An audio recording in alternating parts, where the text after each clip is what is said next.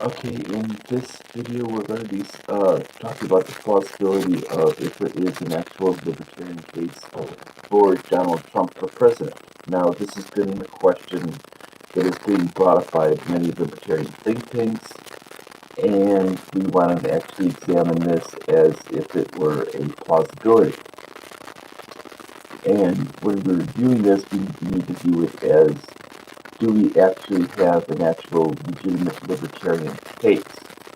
Now, when we start to view this, we need to look at what are his qualifications to assume this. Now, first of all, let's look at the ideas of foreign policy. Now, a libertarian foreign policy would be non-intervention in this whole thing. Now, the problem being, and also if we are intervening, to actually bring the troops home. Now, currently, the actual process is he has not added any wars.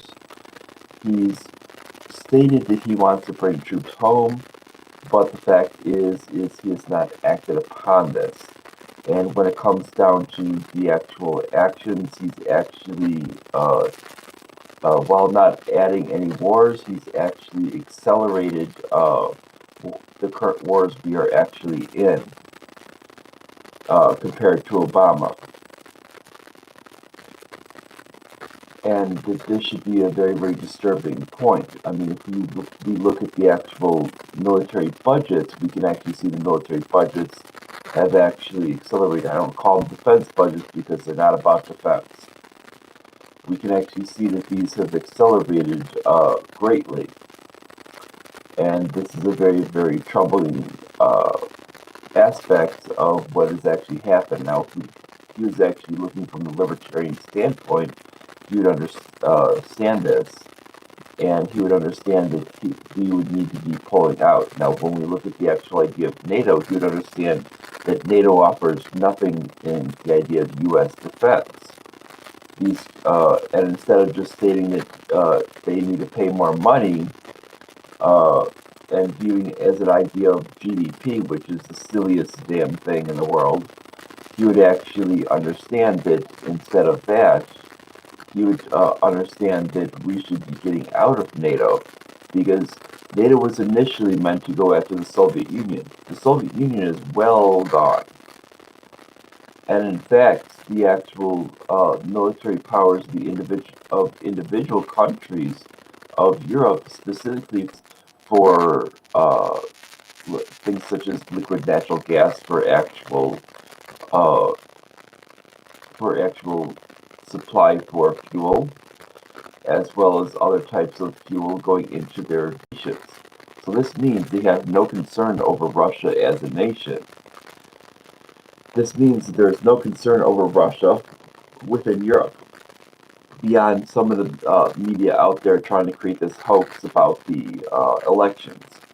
I mean, that have been going on for, I would say, a few years now, saying that they're trying to intervene in elections. And even when we start to look at the math behind that, we can actually see there's no legitimate breakdown of stating that that never caused any outcome with that, and it doesn't even state that has ever happened. I mean, when we break down in the 2016 election, we can see that the actual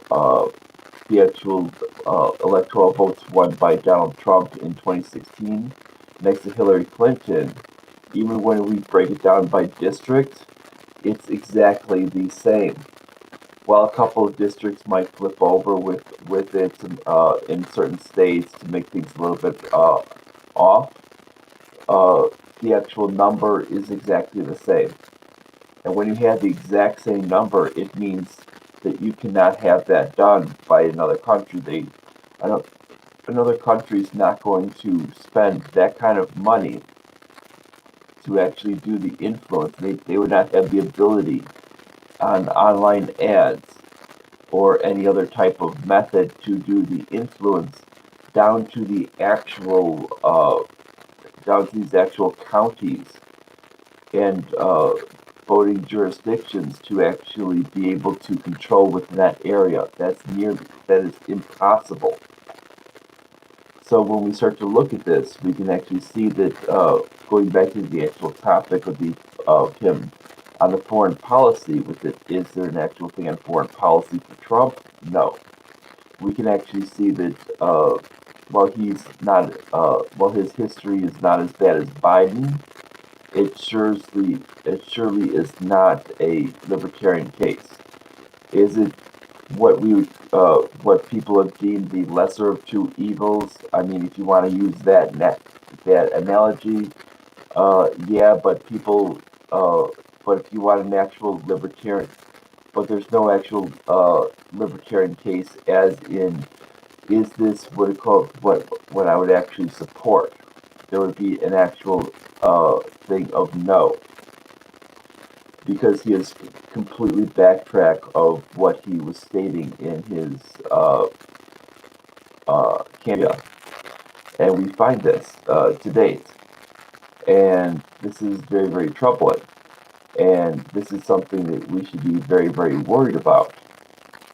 And because of this, we find that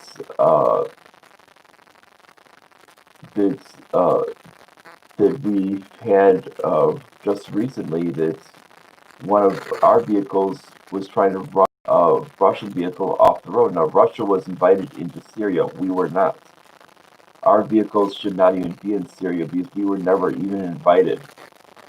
This essentially is where we are trespassing on their land, and we should not even be there. Now, if you're invited into a country that's completely different, and that can be allowed, but the fact is we aren't with it. Currently there is no country out there in which is in an active war that we are actually invited into. Because when you look at Afghanistan, there's really what it calls really questionable, as is the status of of where we are with our actual contract of are we actually invited.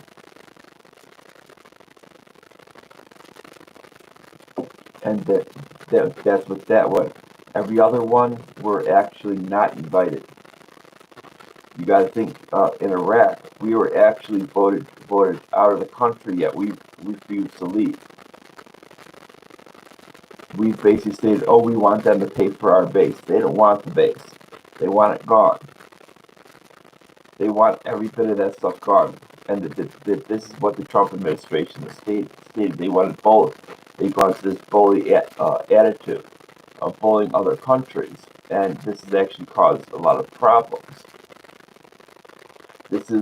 He was talking about auditing the Federal Reserve. Now, this was a very, very positive thing.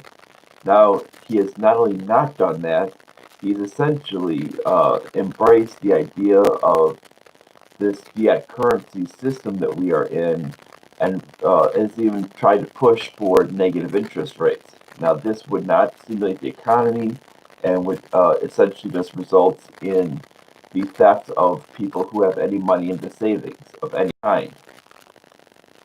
And it just basically forces people to move their money into other types of systems. It basically just puts the rates to where it's basically siphoning off money to basically punish people for savings. And that's all it's doing. And this is essentially what he wants done now.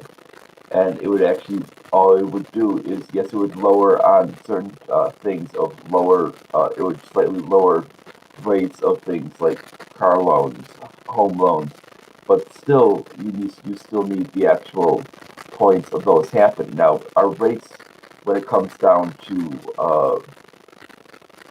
the actual rates that the Federal Reserve is pumping out, is between 0 to 0.25.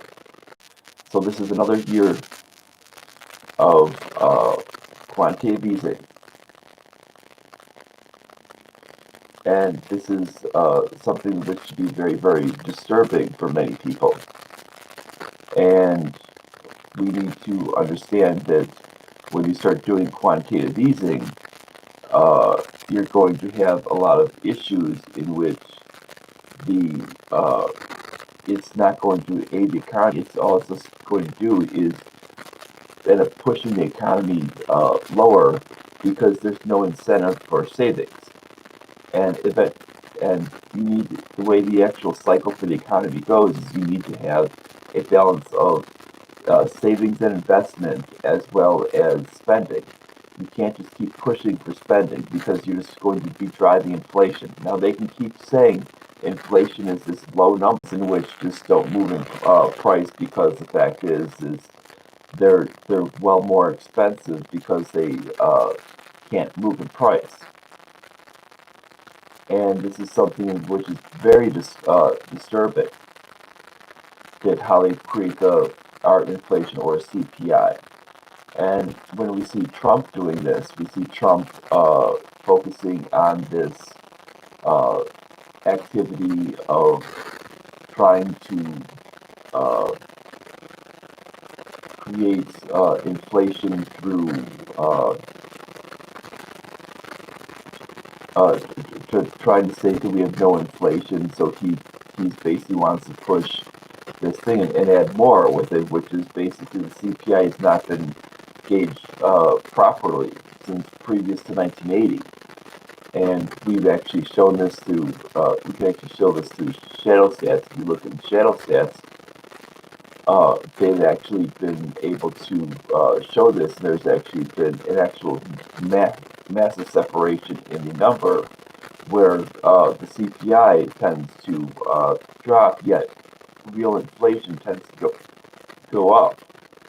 And there's an actual massive separation in the way it's being done accurately. And this reason why is because as government debt goes up, they would actually have to pay based off this, because roughly is inflation supposed to be equal to those interest rates. The cost of the debt bonds that they're actually paying. Well, if they would do that, then we're talking that it would actually raise those prices on those bonds to a massive level for both them and private companies. And it would be unsustainable if they would actually go on the real rate. So if we're looking at, is there a libertarian case based off how he's handling the financial industry? No, there's not, because he's not letting anything normalize.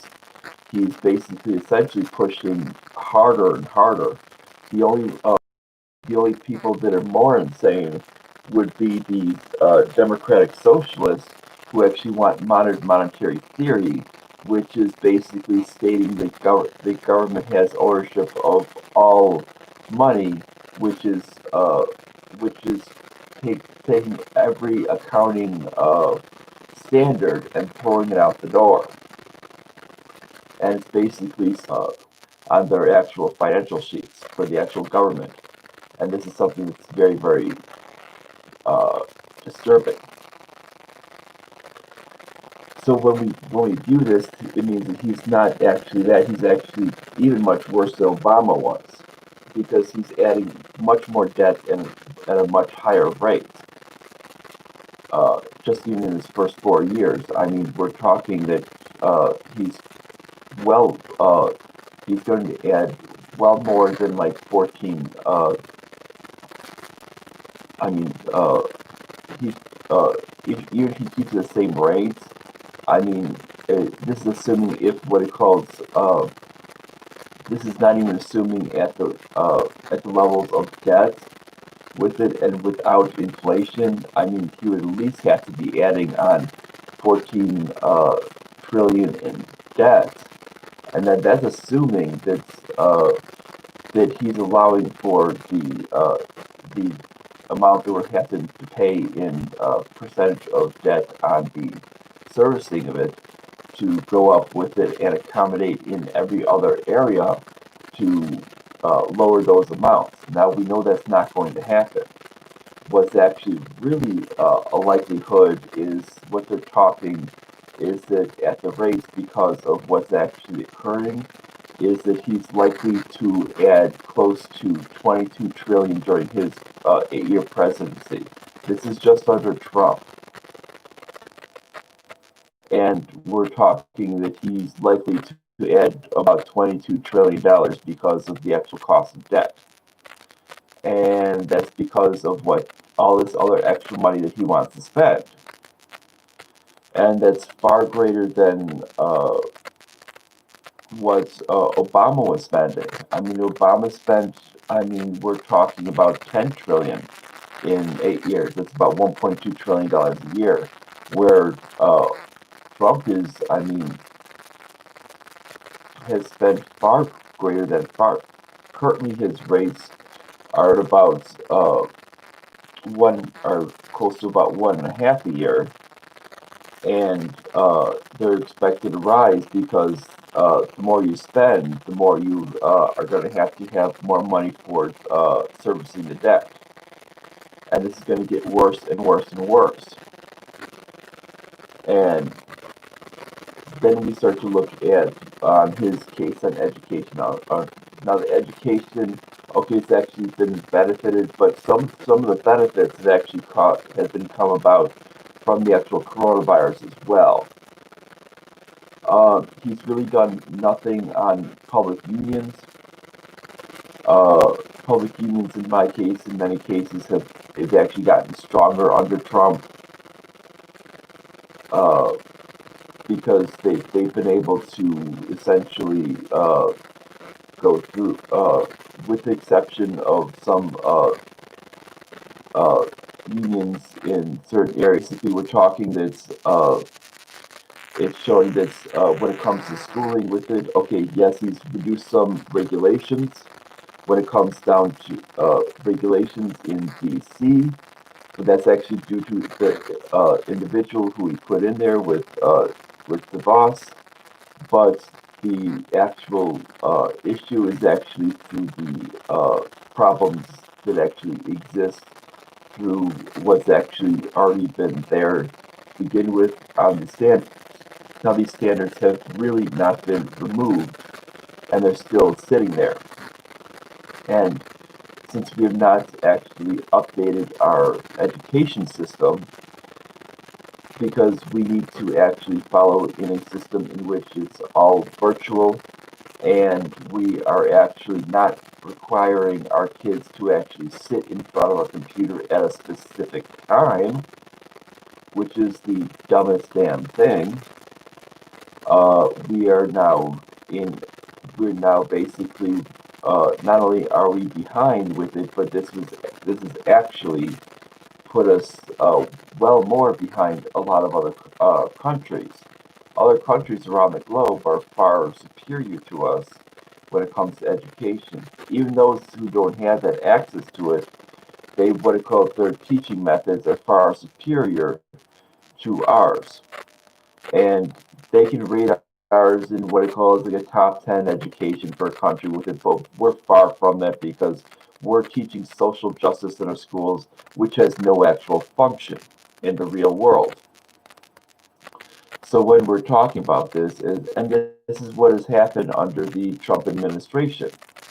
So to make things better from a libertarian standpoint, he needs to actually do things to help Thomas Massey's plan come through to make things more local, and it needs to be broken down to even more local, and actually go out there and say parents need to get involved in their children's education.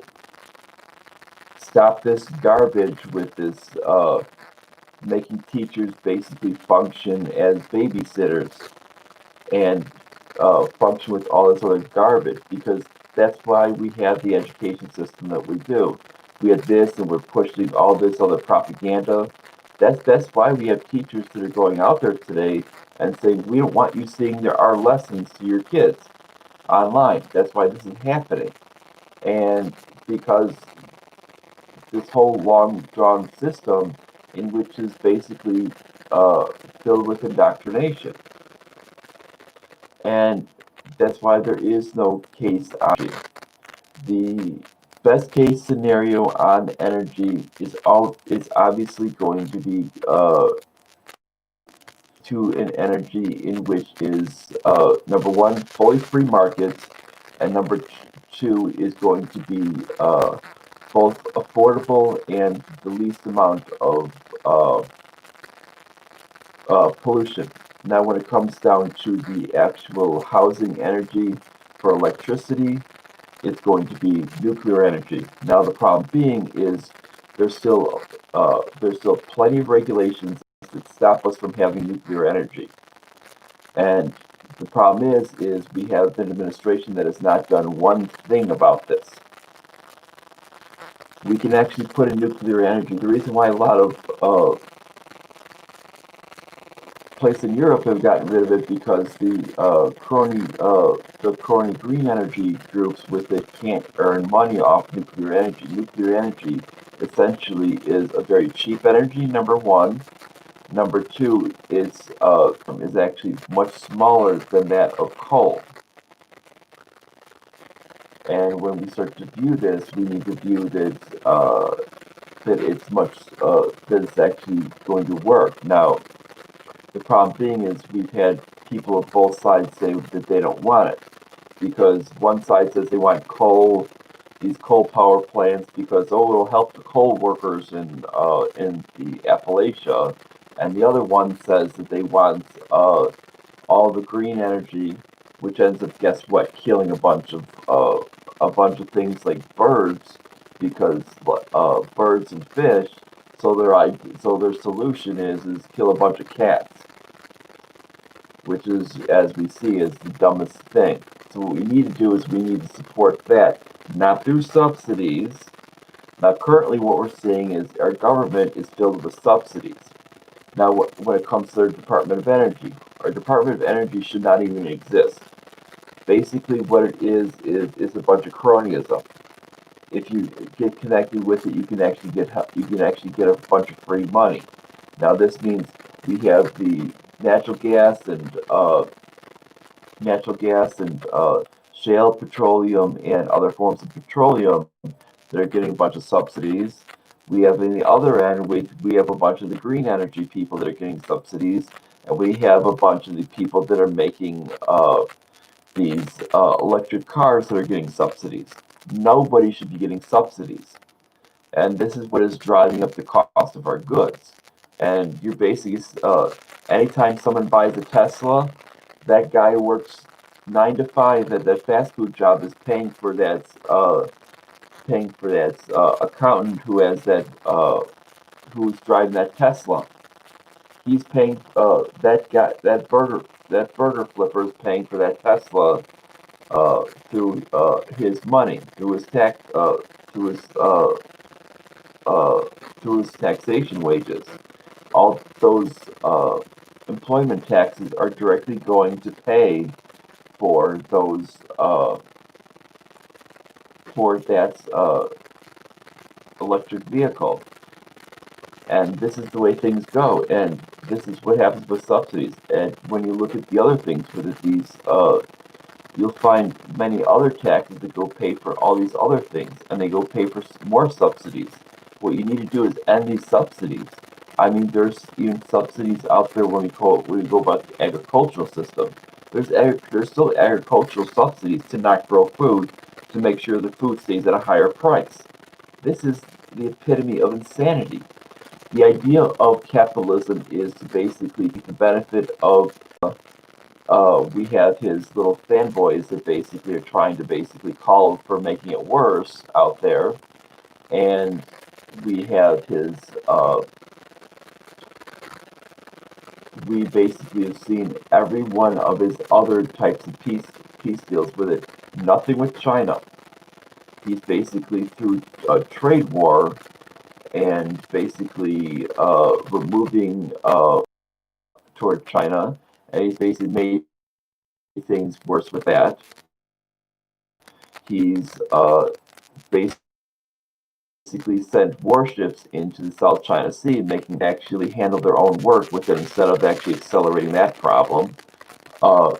He's actually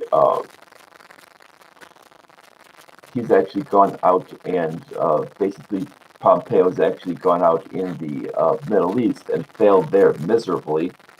I mean, they had a thing for the Israeli UAE peace treaty, but the moment that UAE wanted to actually make a purchase of F-35 fighter jets, Israel says, "Oh no, we want to back out on a peace deal."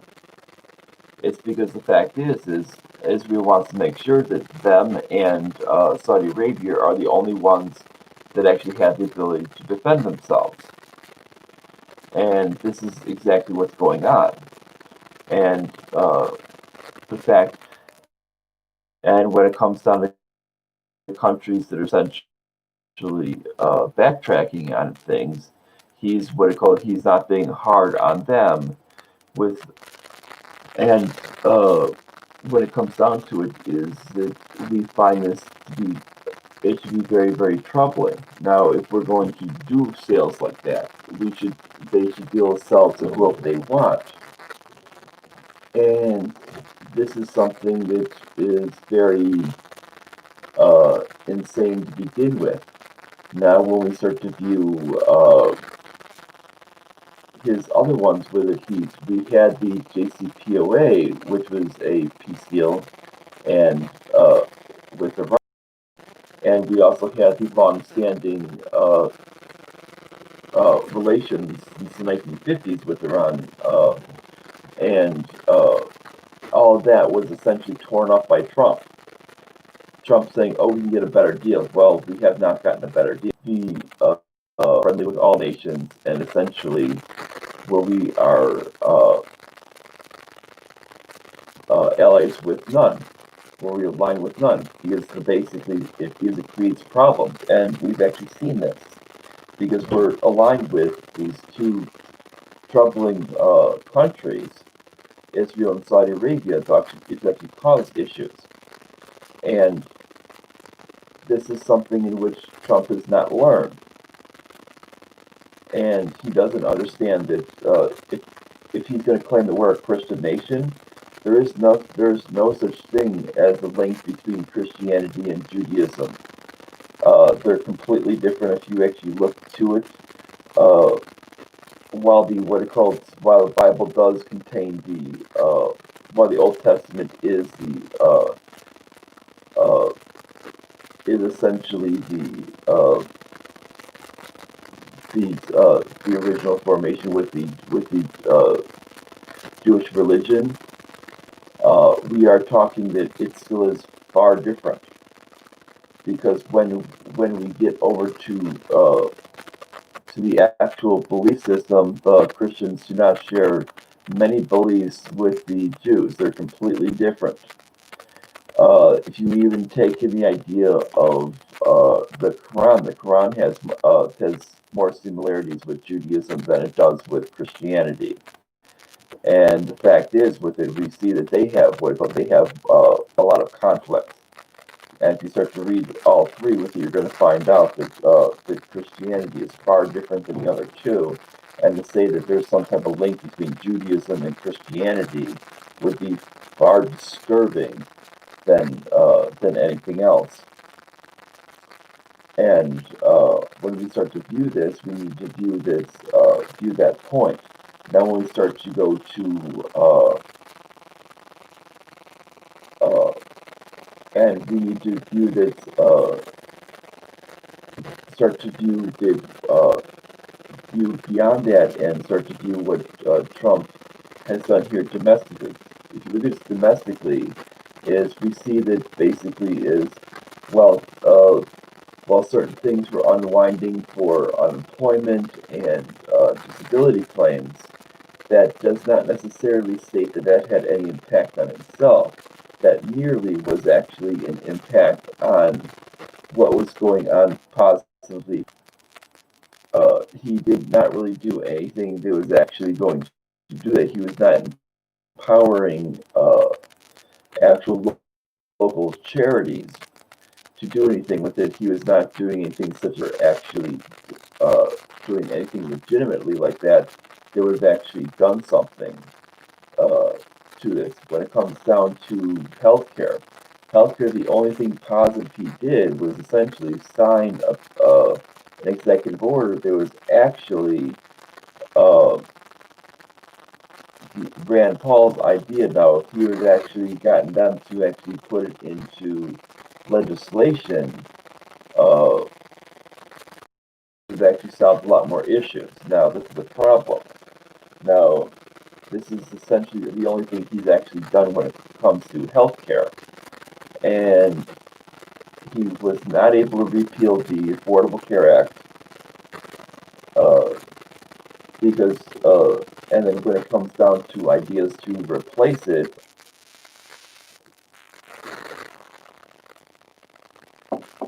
so I think that this is something that he needed to do.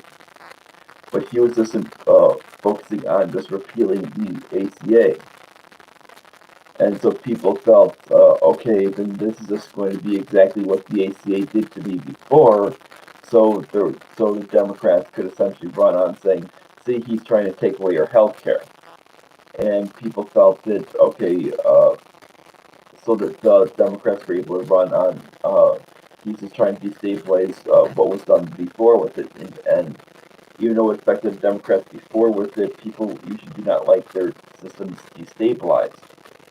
And instead of him coming up with stating that we're going to be putting in this system in which we're going to essentially allow these large groups to form, and across the state lines as well.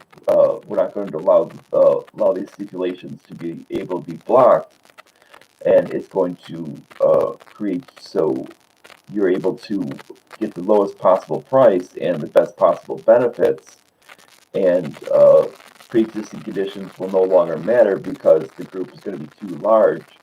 Uh, so the actual group size is going to be large enough to actually absorb any type of pre-existing conditions, and it won't matter with age or any of those other factors because they can actually work it into the actual plans as actually a group plan, and it can actually be far reduced in price because you're pulling out all these regulations, and it can actually eliminate all federal regulations, and it would just be basically on state. Now, the state regulations, obviously, it would be taking up and taking advantage of filing into the lowest states, and what it would do is it would basically file into those states to basically make that advantage. And for the actual bulk pricing, it would be a national plan. And it would be applied to everyone. This is essentially the same idea as large unions and such things like that. Now, association, and this is something that he could have offered, but which would have been a libertarian idea. Now that this is why it's not the libertarian case there, so that's another thing, that's another strike against him. And when we look at him, we can see that there's that would be another strike against him when it comes down. Now, when it comes down to the economy in general, with it, what has he done for the street? Well, we see that he has not reduced really enough regulations for Main Street. He's done some regulations. He's done some reduction in tax, but when we see that there's far more distance to go, and he is really beyond his first year coupling thing as well. And I think that we can actually say that he's actually done some things that have actually, while there's some positive there, it's still not well enough to what he needs to be doing. I mean, you can actually get far greater. Now, you can state that he's been somewhat pro-life with it, but talk is cheap, which would actually stick to the idea of the actual Declaration of Independence, of that, sticking that as an actual document. But you can talk all you want, and you can try to separate out the two things for the thing of the way that abortion clinics have to work, but the fact is number one, abortion clinics still can function without without raising up to the level of actual uh, clinics, of regular health clinics. They don't have to function like that. They don't even need to have the ability to get an actual gurney in, so people can still die by getting an abortion. That's number one. This is something that's pretty much exclusive to the U.S. I mean, other countries with it that even allow abortions with it, they do not allow this garbage like that. Number two is he could have easily let funding expire as what would be any libertarian leader would have done, and basically only restart funding that was basically non-controversial. That's number two. Uh, and then knowing that would basically, he would state that this would essentially be pulled completely out, and state, and yeah, the libertarian idea would be to not force people to pay for it, because currently people are being forced to pay for it, and that's against the idea of uh, of other types of things we're being forced to pay for, is added other stuff on the, he's added that Space Force garbage. It was one of the things that virtually killed Marco Rubio's chances of being president. Beyond his neoconservative ideas with it, but the neoconservatives were still behind him, kind of until he brought up this crazy idea.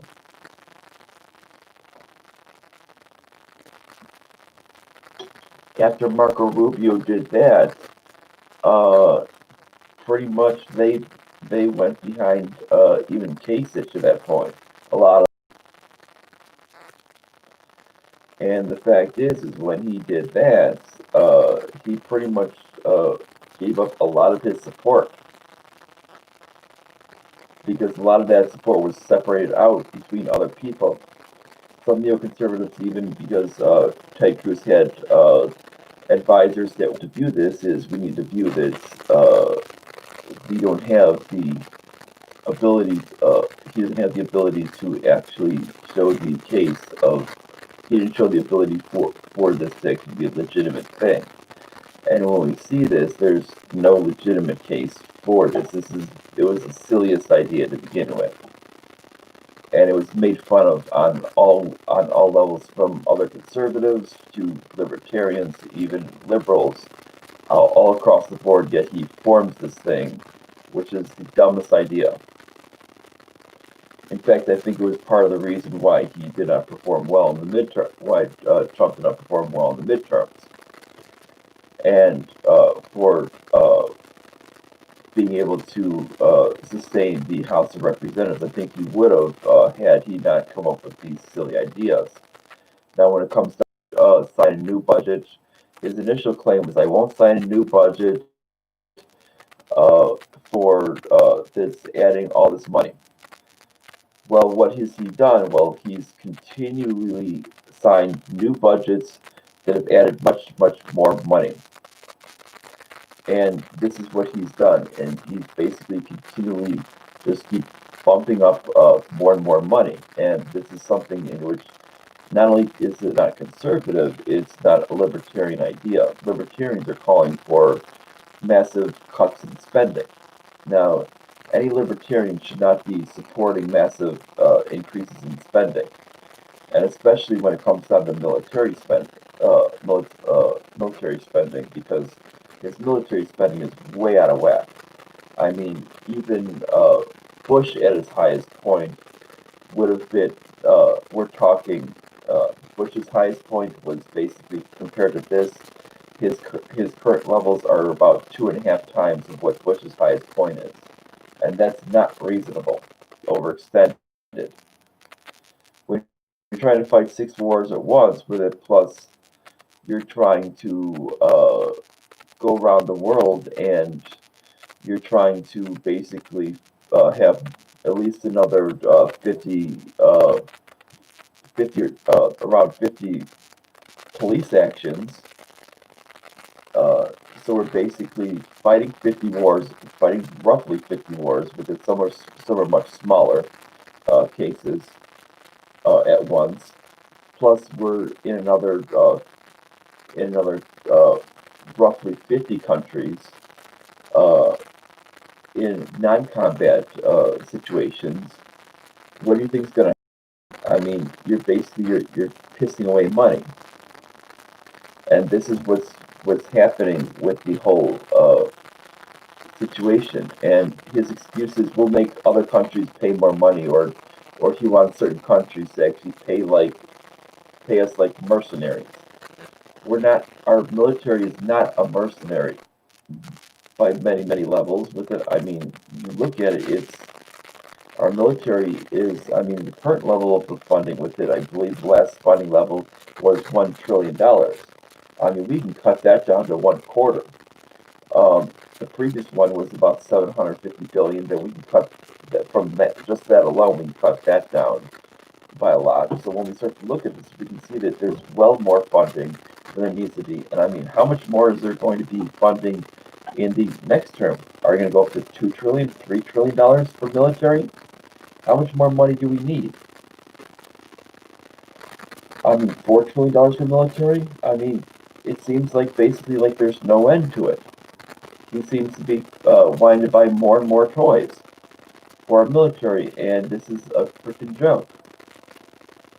Because he spent more money, for someone who basically says that they want to actually get us out of wars, he spent more money in the military than anybody else. I mean, even if you add the amount per year, then the highest points, you'd have to add the amount of the year for the highest points for both Bush and Obama combined, and probably wouldn't even get to where we're spending right now. And that's basically where we're at. And that's not good. I mean, even if we, and that's the two last presidents. I mean, and this is so-called the war on terror. And the war on terror is supposed to be really right now de-escalating with it. According with it right now, is ISIS's leaders dead? Um, you have the Al Qaeda's leaders dead. So what's the point? If these things are both, if and basically ISIS is pretty much decimated at this point. Um, you have all these other Islamic extremist groups that are pretty much decimated. So why are we wasting our time on this? This means we should actually be, number one, we should be de-escalating our actual there. We should basically be leaving, and he's doing the exact opposite. Like when you keep bombing them, you're just going to make them angry, and it's going to basically cause their forces to go up because you're giving them something to join off with. At least you can create moderate people. You can turn moderate people or actually peaceful people into terrorists very easy. Like it's a very easy task to do like that. Now, if you and this is why there is no legitimate case on that. Now, on other domestic policy is what has he done about the actual problems of the actual companies that are going under here domestically? Has he actually started to examine some of our actual debt that we've actually had here at home? Has he actually examined some of those things, some of those regulations that are actually affecting companies with it? Some of those things that are actually affecting companies getting off the ground? No, he's focused on some of these silly things that are, if you have a problem with such as social media, like he's had, why not try to eliminate some of the barriers? And the barriers are the biggest problem that I think we have. And we need to eliminate these barriers if we're going to do anything about it. And the barriers are probably the area that we need to do some serious things about getting some more businesses here. That's number one. Number two is immigration. Now, the libertarian case for immigration, which is another domestic policy, would be to let more people in. Now, it doesn't matter if you believe in a semi-open border policy or an open border policy. A semi-open border policy would be basically you're just stating that basically they should have free, people should have total free movement. Either way with it is you should is the government should not have control over who's coming in and who's coming out beyond basically if the person could pass a criminal background check and a health check. And I stand with the idea of if they can pass a criminal background check and a health check, we'll let them right in. And the fact is, what Trump's doing is Trump stating, oh, but people lost jobs, so we have to block all immigrants. Well, the fact is, immigrants are more often to start new companies, which creates more work and actually helps out the economy. Now, the thing is with it is we can actually do that with some of the other things that have actually caused problems is a lot of the regulations that hurt people from actually getting jobs. This is the licensing problem. Now, we need to be going state by state and stop these licensing problems. They're blocking people. Like how they basically state, you need a specific license for this, you need a specific license for that. Now, and when you create these barriers, these actually hurt companies. When you force companies to pay for benefits that they really can't afford, this hurts companies from not only starting up, but from also expanding. And the more you do this, the worse it is. And he's done nothing about this. And he needs to create from a federal level, say we're not going to allow this, and we're not going to allow the government to basically force companies to do this. We're no longer going to be a mixed economy. We are going to be a capitalist economy only. And he needs to end this completely right now. He needs to essentially say we're going to do everything from the progressive era. And he never did this. Instead, he's essentially embraced the progressive era. Any president who embraces the progressive era is not going to be a pro-libertarian president. He's essentially embraced everything that Woodrow Wilson has done, that FDR has done, that Teddy Roosevelt has done. Every one of these, anti-immigration, going and making many more government programs, military interventionism, all of this is not a president that would be for a libertarian case. There's not a libertarian case for him. In fact, I think there'd even be a couple of points, even on Biden, that I could say that there might be a couple of cases on Biden that would be a better case for a libertarian president. I'm not saying Biden would be any good as a president, but there would even be a couple of points with it. I mean, more with it. I mean, the thing with Trump with it is maybe lowering taxes and lowering a couple of regulations. With Biden, I would say probably you would have the point with basically is open on immigration and basically which would end up helping out the economy a lot more. And what that would do is that would actually boost the economy to a much higher level. Even if he raises taxes, you're talking, which and it's not likely that will, but he can actually implement his plan through for immigration, and or at least run through his plan on how he wants to enforce immigration, and that's more likely. Uh, and it would at least have to go right now with how it is. I'm ending it right now, and that's about it. Bye, everyone.